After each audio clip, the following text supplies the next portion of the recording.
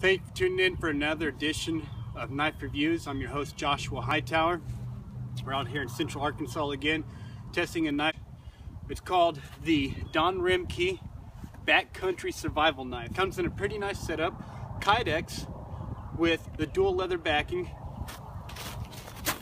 Has a Kydex ferro rod holder, came with a ferro rod. The knife itself is called the Backcountry Survival Knife. Overall length 10 1/4 inches long.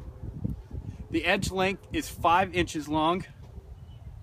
The thickness is 3/16 01 high carbon tool steel. Very strong, very dependable steel. This came in the blackened finish. You can also get it in a satin.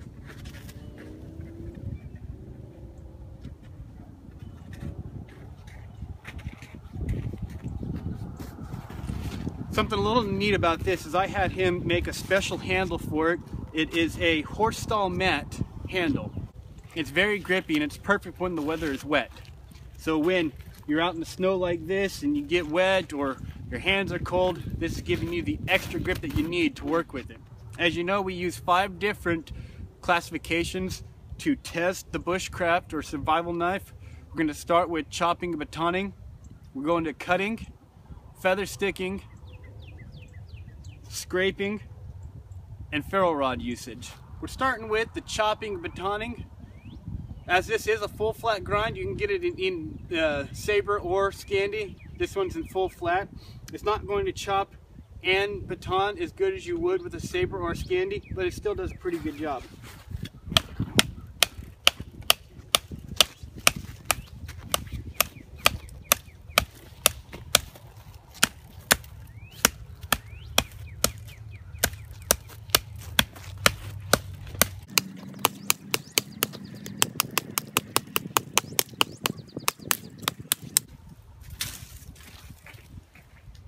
Pretty decent chopper. Now we're going to do some batoning with the Backcountry Survival Knife.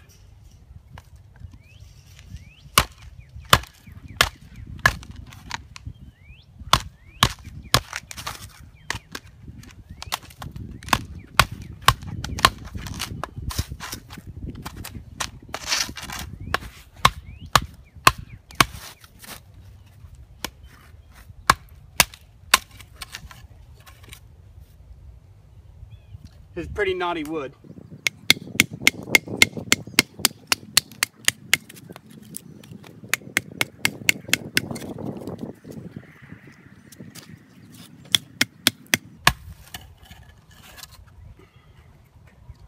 Ran into a knot that goes all the way through it.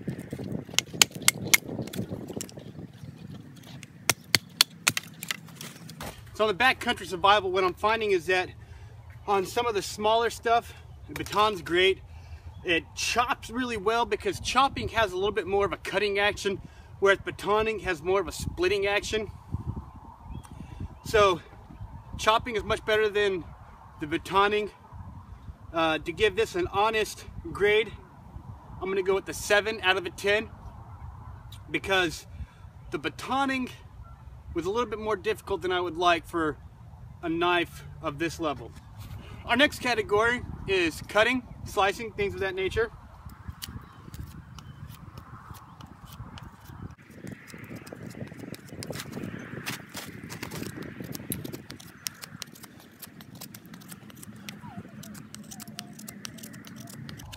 As you can see, we've got some really good small slivers coming off of that, and then we can bear down and get some bigger chunks out of it.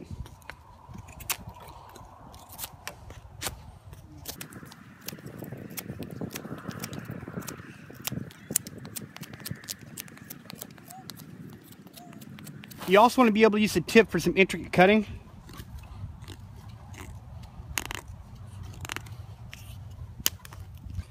And it's doing pretty well with that. I'm actually very impressed with its ability to cut. It's slicing through stuff really quickly.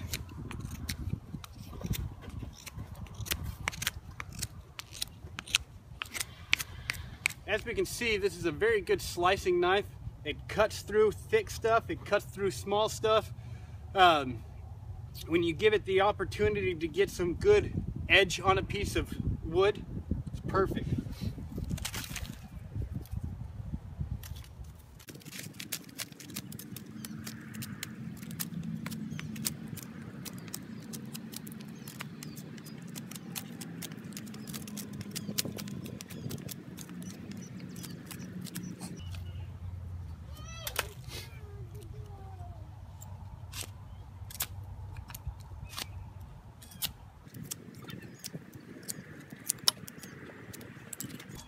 slicing is great with this.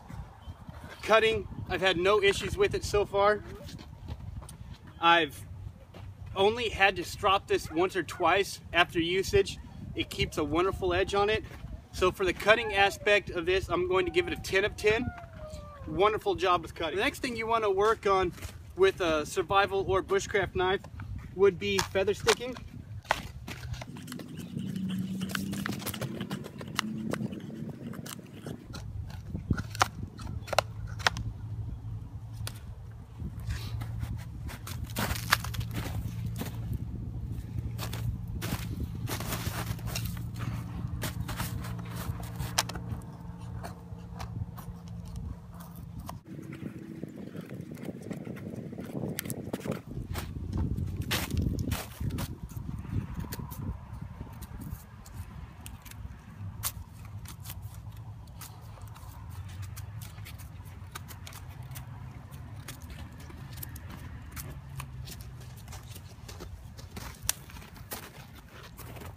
Feather sticking great.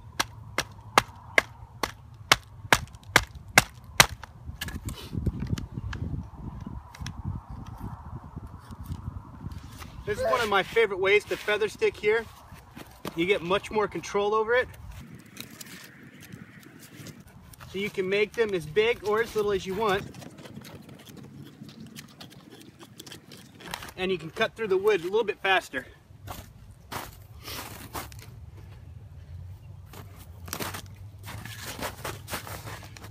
With the backcountry survival, we found that feather sticking has been quite easy. We're going to give that a 10 out of 10 on feather sticking. The next aspect that we want to go over with this is scraping. As you can see, this has got a very good sharp 90-degree spine, but it does have a notch for a ferro rod in it.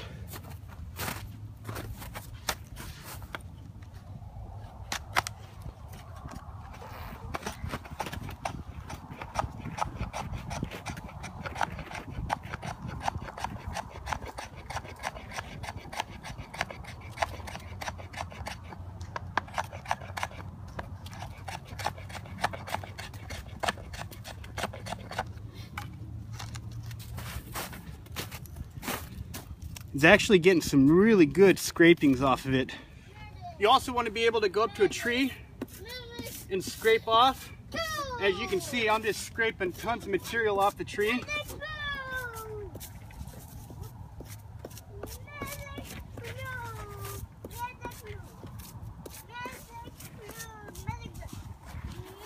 Scraping lots of good stuff off. So for scraping, I would have initially given this a 10 out of 10. A lot of times I found that I wanted to scrape right down towards the hilt of the knife, but there's this notch in it. And that notch makes it just a little bit more difficult to scrape with. So we're gonna give this a 9 out of 10. The last thing that we want to go over for this knife is how easily you can do ferro rod. As I showed you earlier, it does come with a ferro rod attached to the sheath. Doesn't come with a handle on it, but it comes with a lanyard of 550 cord.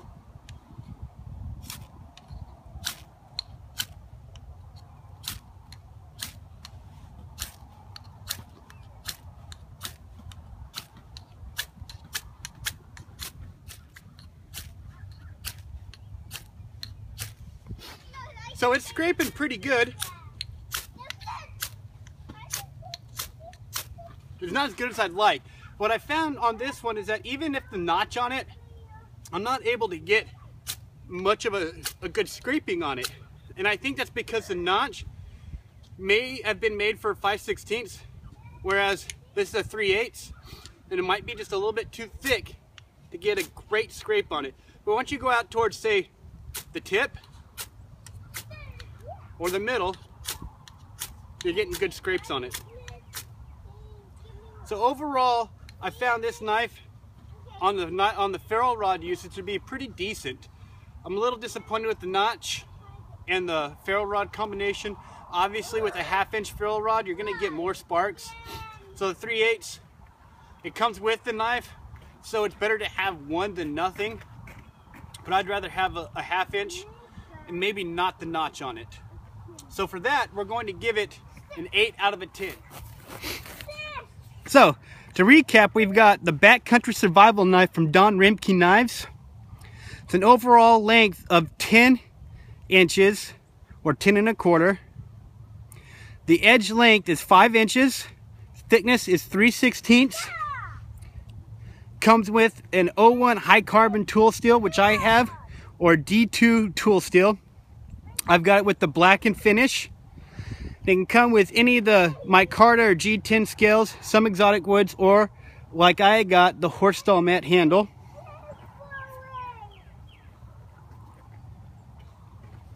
Some of the special features on this would be what he says is a glass breaking tip on it. I've actually used this for scraping on a fire plow to get you your trench on the fire plow. I found it to be very good at that. In fact, it's almost a perfect width for that. And I was able to get a fire going with my fire plow using this as for the trench. One of the special features he says is the notch. I found that I don't like the notch, and I've actually knocked off for that. Very, very strong drop point bushcraft survival hunting style knife. The price point for this is $325. So for that price, I would say it's an above average knife at that price point. Keep in mind, knives, I base knives and how good they are on what they cost us.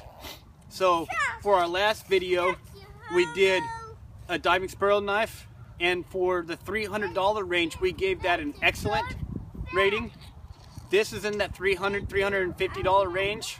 We're going to give it an above average, not excellent because of some of the difficulties with batoning and scraping.